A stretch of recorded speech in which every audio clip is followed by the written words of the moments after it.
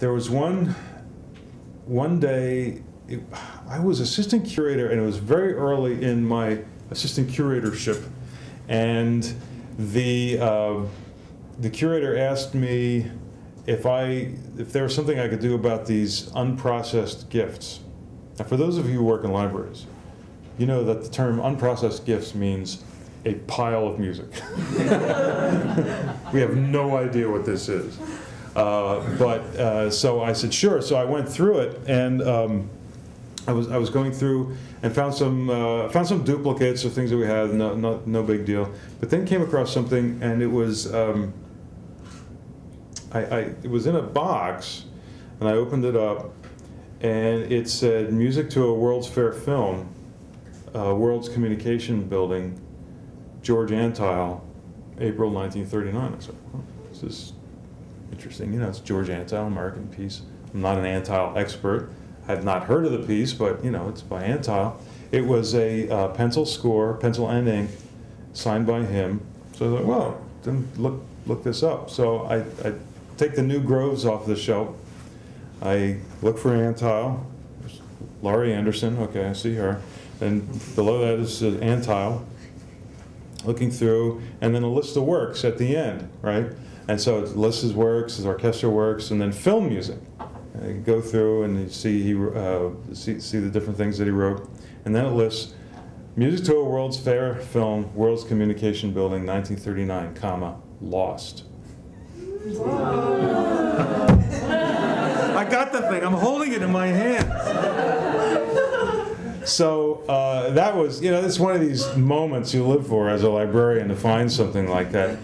We eventually got the premiere performance of that by the American Composers Orchestra in 1995, and that was actually a world premiere. The story there is that Antile did, in fact, write this for the 1939 World's Fair. It was actually recorded. In fact, the parts we have are all marked up. They're stamped with Local 77, the New York Union, and the Players Union, and they're all marked and everything. So you can tell they're all played from, and they had cues written on them. I had to find out about this work, so I went to New York Public Library, called ahead, and found the World's Fair archives. And they have the archives there. And it was very tricky getting in there and finding exactly what I wanted, and they sent me a list of the boxes, the cartons that they had stuff in, and as best I could, I narrowed it down to see what I could find about the George Antile piece. So what I found out was he actually wrote this, but he renegotiated it so that he would become a producer, and not just a composer, but like a co-producer of the film. Now, I'm a composer, but I have to tell you, if any of you ever make a film, don't ever use the composer as a producer of the film. Because what does a composer want? He wants the music to be louder. He wants more music. He wants the levels to go up, right? So I'm reading this between him and the producer and the director of the film. It was a documentary on the ages of communications through the world. You know, people beating on rocks, and then you get the airplanes and teletype and things like that. So it's kind of a documentary. Well, they put it in the World's Communication Building, and so it was in a room like this, only much longer, let's say, and they had dioramas, glass-thin things where when the film wasn't showing, it would go dark, and then this would light up, and it would show you know, a caveman with a fire or something, or smoke or something like that, and then the music would come, and the film and so forth. It would go back and forth. The problem was when the music was playing, you couldn't hear the narrator. It was too loud. And of course, at that time with film, you can't adjust the levels. I mean, the narration and the film stock and the sound is all on the plastic there. So they tried messing with the acoustics and stuff, and they found out that they couldn't do anything with it. So they canned the music. The music was never heard at the World's Fair in 1939. So the first hearing of it was in 1995 at Carnegie Hall. And so, and that came from my being in the right place to stumble across it. Those kinds of things are really fun. The other kinds of things that are fun are, we've got a number of things of projects that we've had through the years. One thing I'm doing right now is I've got a radio show on the local classical station, WRTI. Once a month, I choose music that is in the Fleisher Collection that I can find a recording for. And I try to find as off-the-wall stuff as I can, meaning not that it's goofy or anything, but it's just like not standard repertoire stuff. And I go into the recording studio, and Jack Moore and I, Jack is the programming director and another on-air announcer, he and I gab about the music, and then we play the music, and that's real fun. The thing I'm going to hand out, in fact, I'm going to ask you to hand these, if you just take pass some. Them around? Yeah, pass them around and do this. Here, if I don't knock that over, perfect. Like the last one, the last month's we did was Horatio Parker.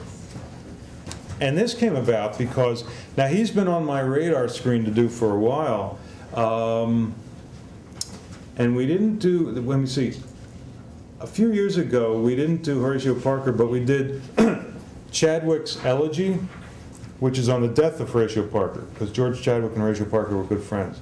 So I've been trying to do some Horatio Parker. The problem is getting recordings, right? Well, Bridge Records just came out with a dandy CD called American Orchestral Song. One of the pieces on there is by Horatio Parker called Cahal Moore of the Wine Red Hand. And it's a lovely, really Wagnerian piece for baritone and orchestra. It's beautiful. And so I also had a recording of, the library had a recording of his organ concerto, which is a cool piece. And so I was able to play that on the radio. And Jan, we were looking at Emanuel Leplin. Is that what we were looking at? Mm-hmm. We've got Emanuel Leplin. I know, and have gotten to be good friends with Emanuel Leplin's son. And Leplin is a very interesting story.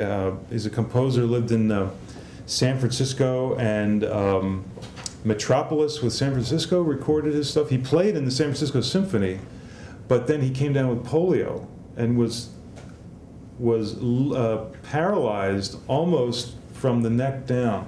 He could move a couple fingers on one hand, and he was a painter. But he could use, like, he could hold a pencil, and he could still compose, and he painted with his mouth. And I've got pictures, I got paintings of on the computer. It's just remarkable stuff. But he wrote this music before the polio and after he was stricken, and we wanted to find recordings that were done. What was the name of that project? It was actually the American Symphony Orchestra.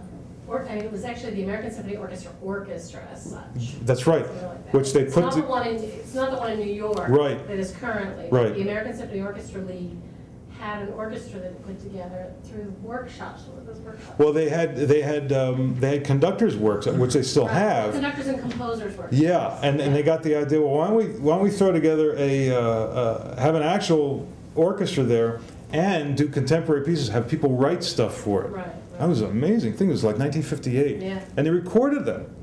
And we were able to find some of the recordings. And so, this is the kind of cool stuff that we can play on the radio. And so it's the first Saturday of the month, 5 to 6, after the opera, on WRTI 90.1 FM. Anyway, and it's online too. So you just go to WRTI.org and you can listen online.